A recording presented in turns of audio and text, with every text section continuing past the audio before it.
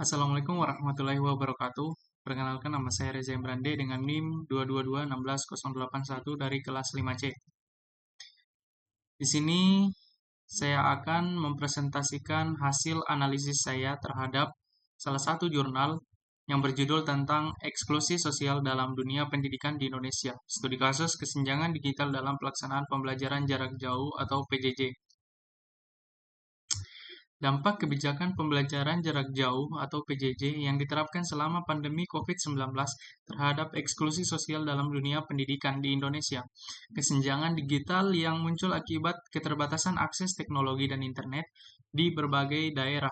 Pembelajaran jarak jauh memperjelas perbedaan antara siswa dari keluarga mampu dengan yang kurang mampu, terutama dalam hal akses perangkat dan koneksi internet yang stabil. Pemerintah telah mencoba mengatasi masalah ini dengan memperluas izin, namun tantangan tetap ada, termasuk kurangnya fasilitas di daerah terpencil dan kesulitan orang tua dalam mendampingi anak belajar di rumah. Urgensi masalah. Pandemi COVID-19 memperburuk ketimpangan pendidikan karena tidak semua siswa memiliki akses terhadap perangkat dan jaringan internet yang stabil. Pembelajaran jarak jauh menimbulkan tantangan bagi guru, siswa, dan orang tua, terutama dalam hal konsentrasi belajar, keterbatasan pendampingan, dan kejenuhan siswa. Temuan utama. Ada beberapa temuan utama yang saya dapatkan dalam proses menganalisis jurnal tersebut. Yang pertama, eksklusi sosial dan pendidikan. Pendidikan memiliki peran penting dalam mobilitas sosial, karena human capital dan cultural capital yang diperoleh melalui pendidikan dapat menentukan jalan hidup seseorang. Kebijakan pembelajaran jarak jauh atau PJJ idealnya bersifat inklusif, memberikan kesempatan yang sama bagi seluruh peserta didik. Namun, realitas menunjukkan bahwa PJJ justru menciptakan kesenjangan baru, terutama kesenjangan digital yang ada akhirnya menyebabkan eksklusi sosial dalam pendidikan. Akibatnya, banyak individu yang kehilangan kesempatan untuk mengembangkan human capital dan modal sosial mereka, yang pada gilirannya dapat menghambat mobilitas sosial dan pembangunan bangsa. Yang kedua, kesenjangan sosial atau digital. Kesenjangan sosial merupakan isu kompleks yang tidak hanya menyangkut perbedaan materi, tetapi juga mencakup perbedaan fisik dan ras. Kesenjangan ini semakin terlihat dalam dunia pendidikan, terutama saat pelaksanaan pembelajaran jarak jauh. Perbedaan akses dan keterampilan TIK yang menjadi inti dari kesenjangan digital telah memperlihatkan jurang pemisah antara si kaya dan si miskin dalam memperoleh pendidikan yang berkualitas. Pembelajaran jarak jauh yang seharusnya menjadi solusi di masa pandemi justru memunculkan kompetisi pendidikan yang tidak adil.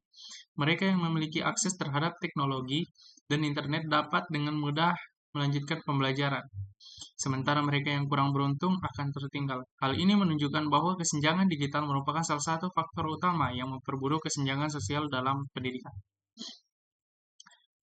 Yang ketiga, kesenjangan sosial, eksklusi sosial.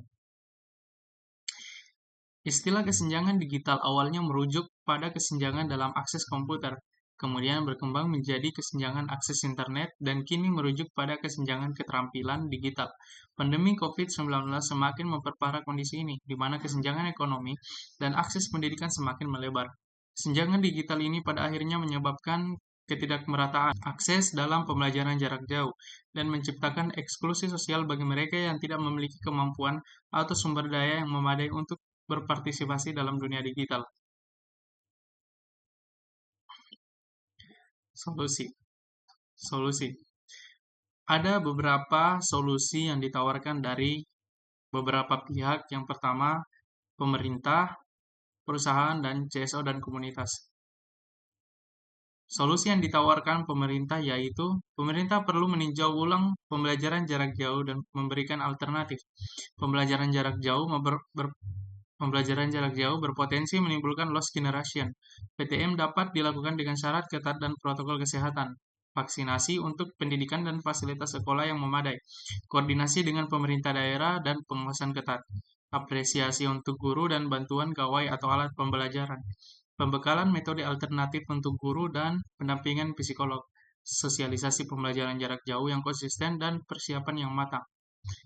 Kedua, solusi yang ditawarkan dari pihak perusahaan. Perusahaan dapat berkolaborasi melalui CSR untuk pengadaan gawai dan kuota belajar, meninjau dan merevisi daftar penerima kuota belajar berdasarkan data Dinas Pendidikan, memberikan bantuan laptop atau komputer berdasarkan data dari Dinas Pendidikan, untuk daerah pedalaman, PTM terbatas, atau peminjaman laptop atau komputer, pelatihan metode belajar darurat untuk guru di daerah pedalaman.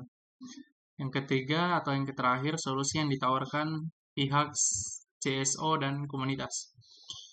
CSO pelayanan publik dan advokasi dapat berperan. CSO pelayanan publik berkolaborasi dengan komunitas lokal untuk pembekalan dan pendampingan pembelajaran jarak jauh. Komunitas seperti PKK, pengajian, arisan, budayawan, dan Karang Taruna dapat dilibatkan. Pembekalan tentang metode pembelajaran jarak jauh, pentingnya pembelajaran jarak jauh, dan peran keluarga dalam pembelajaran jarak jauh. Penutup. Dalam penutup ini saya memasukkan pendapat pribadi saya yang dimana masalah kesenjangan digital dalam pendidikan di Indonesia yang diperparah oleh pandemi COVID-19 dan pembelajaran jarak jauh. Penulis mengidentifikasi poin-poin penting seperti urgensi masalah, yaitu dampak negatif pembelajaran jarak jauh terhadap siswa dan potensi lost generation. Sebagai mahasiswa pendidikan teknologi informasi, saya melihat jurnal ini sangat relevan. Kesenjangan digital adalah masalah yang nyata, harus diatasi agar teknologi dapat digunakan secara efektif dalam pendidikan. Solusi yang ditawarkan dalam jurnal ini dapat menjadi dasar untuk mengembangkan strategi yang komprehensif. Menurut saya, solusi yang paling penting adalah kolaborasi antara berbagai pihak. Pemerintah perlu membuat kebijakan yang mendukung perusahaan dapat membantu melalui CSR, dan CSO serta komunitas dapat memberikan pendampingan langsung kepada siswa. Baik, itu saja presentasi dari saya terkait analisis jurnal. Adapun lebih dan kurangnya mohon dimaafkan. Saya akhiri dengan ucapan Sabilil haq, fastabikul khairat. Assalamualaikum warahmatullahi wabarakatuh.